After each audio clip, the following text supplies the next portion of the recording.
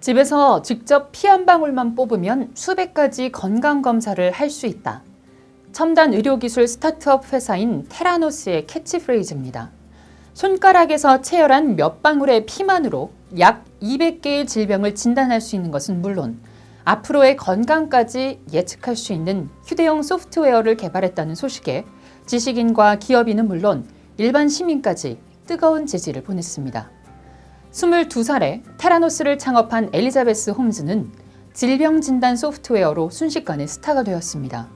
비싼 의료비에 시달리던 미국인들에게 엘리자베스는 유명인을 넘어 숭고한 인물로까지 받아들여졌습니다. 특유의 언변과 저돌적이면서도 강력한 리더십, 아름다운 외모까지 겸비한 그녀는 제2의 빌 게이츠, 스티브 잡스라 불리며 영향력 있는 인물로 부상했습니다. 수많은 언론에서 테라노스의 진단법이 상상을 초월하는 기술이며 시간과 비용 절감은 물론 수많은 사람의 생명을 구할 것이라고 치켜세웠습니다. 그러한 분위기에 힘입어 테라노스는 실리콘밸리의 최고의 스타트업 중 하나가 되었고 기업 가치는 무려 10조 원까지 치솟았습니다. 월그린, 세이프웨이 등 미국에만 수천 개 매장을 가진 대기업뿐 아니라 미국 군마저 테라노스와 공급 계약을 체결하면서 테라노스의 상승세는 누구도 막을 수 없을 것처럼 보였습니다.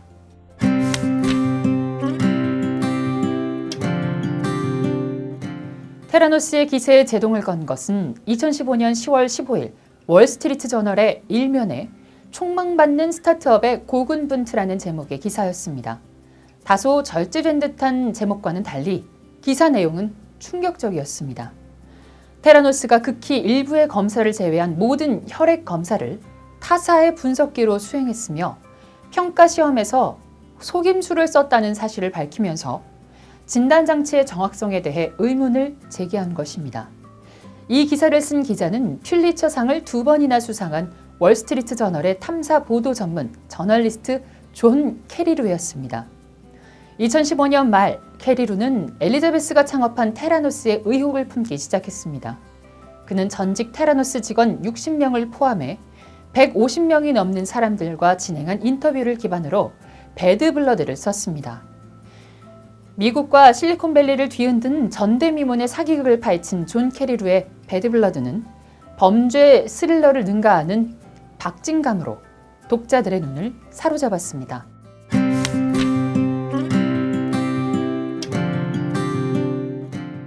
엘리자베스 홈즈는 성공적인 사업가가 되고 싶다는 자신의 야망을 어린 시절부터 확고하게 가졌다고 합니다.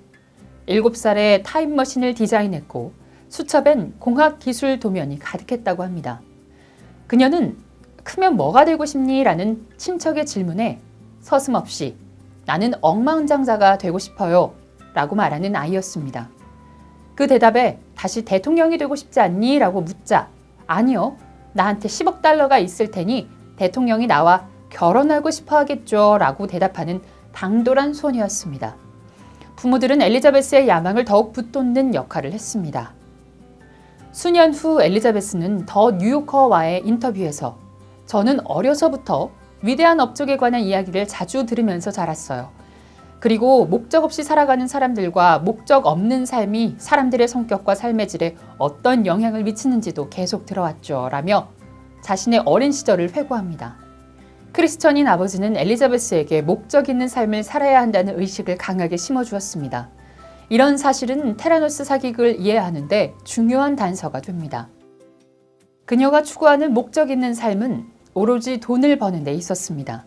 스탠퍼드 대학에 입학한 딸에게 박사 학위라고 쓴 비행기를 접어 날리면서 박사가 될 것을 권유하자 엘리자베스는 아니요 아빠, 전 박사 학위에 관심이 없어요. 전 돈을 벌고 싶다고요 라고 퉁명스럽게 대답했다는 일화는 그녀의 삶이 무엇을 지향하는지를 잘 보여줍니다.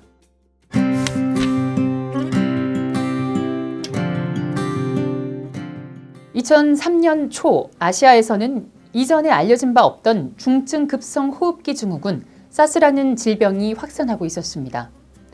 엘리자베스는 주사기나 비강 면봉과 같은 오래된 기술로 환자들의 샘플을 채취하며 방학을 보냈습니다. 이때의 경험을 토대로 질병의 진단과 치료를 손쉽게 할 수 있는 신기술 개발에 몰두했고 특허 신청서를 작성한 후 자신의 회사까지 설립했습니다. 그녀는 회사 이름을 실시간 치료라는 뜻의 리얼타임 큐어스로 신고했는데 불행히도 오타를 내어 회사 초창기 직원의 급여 명세서에는 실시간 저주라는 의미의 리얼타임커스라고 찍혀나갔다고 합니다. 나중에 엘리자베스는 치료와 진단이라는 단어를 조합해 테라노스라는 이름으로 회사명을 변경했습니다.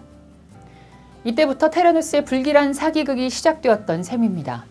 스티브 잡스를 숭배했던 엘리자베스는 그를 닮기 위해 전 애플 직원들을 스카우트했고 잡스의 유명한 복장과 일상까지 그대로 흉내냈다고 합니다. 검은 터틀넥에 검은 바지를 입고 온종일 똑같은 음식물을 섭취할 만큼 노골적으로 스티브 잡스를 복사했던 그녀는 후에 많은 이들의 웃음거리로 전락했습니다. 테라노스의 기술이 사기극이라는 것을 밝힌 존 캐리루는 자신의 기사 끝에 사람을 대상으로 하는 시행착오는 잘못된 것이다 라는 글을 인용합니다. 테라노스가 환자들을 심각한 위험에 노출했음을 지적한 것입니다. 그러한 지적은 아이러니하게도 오타가 난 회사명처럼 테라노스의 기술이 실시간 저주라는 것을 상기하게 만듭니다.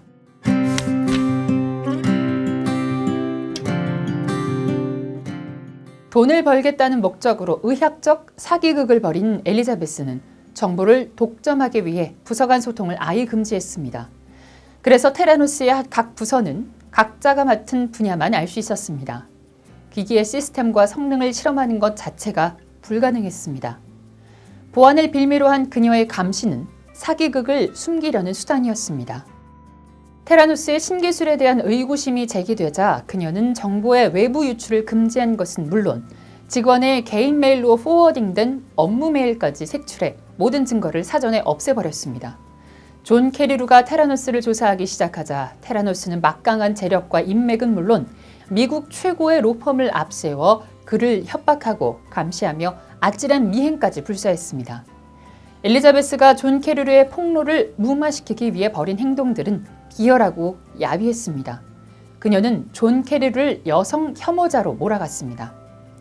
또한 자신에 대한 동정심을 불러일으키기 위해 스탠퍼드 대학 재학 당시 남성에게 성폭행을 당했다는 사실을 밝히겠다는 제안까지 했다고 합니다. 회사 고문들이 반대했지만 그녀는 그 전략을 완전히 포기하지 않고 블룸버그 비즈니스 위크와의 인터뷰에서 자신이 성차별의 피해자라고 주장했습니다. 그녀는 자신이 여성이기 때문에 이러한 곤경에 처했다는 것으로 사기극을 무마하려 했습니다. 엘리자베스의 야비한 반격과 거짓말보다 더 심각한 것은 그녀를 옹호하는 언론과 기업인들이었습니다.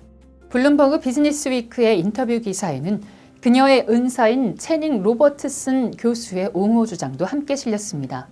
그는 혈액 검사의 정확성에 대한 의구심을 일축하며 사람의 생명이 달린 제품을 판매하는데 엉터리 제품을 내놓는다는 것은 정신이 나가지 않고서는 할 수 없는 일이라고 말했습니다. 거기에 멈추지 않고 그녀를 뉴턴과 아인슈타인, 모차르트나 레오나르도 다빈치에 비유했다고 합니다. 그녀는 자신을 떠받드는 분위기에 적극적으로 편승했습니다. 글래머지가 선정한 올해의 여성상을 받으며 그녀는 자신이 젊은 여성들의 롤 모델이라는 것을 강조했습니다. 또한 어린 소녀들은 자라면서 어떤 사람이 되고 싶은지 스스로 알게 될 것입니다 라는 말로 자신을 어린 소녀들의 우상으로 위화했습니다. 이는 자신이 겪고 있는 곤경이 성차별의 결과임을 우회적으로 드러내는 것이라 할 수 있습니다. 자신의 야망을 실현하기 위해 끈질기게 거짓말을 했던 엘리자베스는 퇴사 직원들의 제보와 폭로로 벌거벗은 여왕이 되었습니다.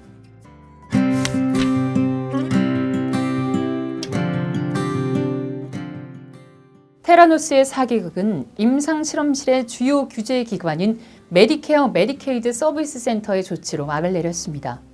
감사관들이 테라노스의 기술에 대해 제기한 45가지 결함 중 43가지를 바로잡지 못했으니 향후 2년간 혈액검사 업계에서 엘리자베스를 추방한다는 것이었습니다.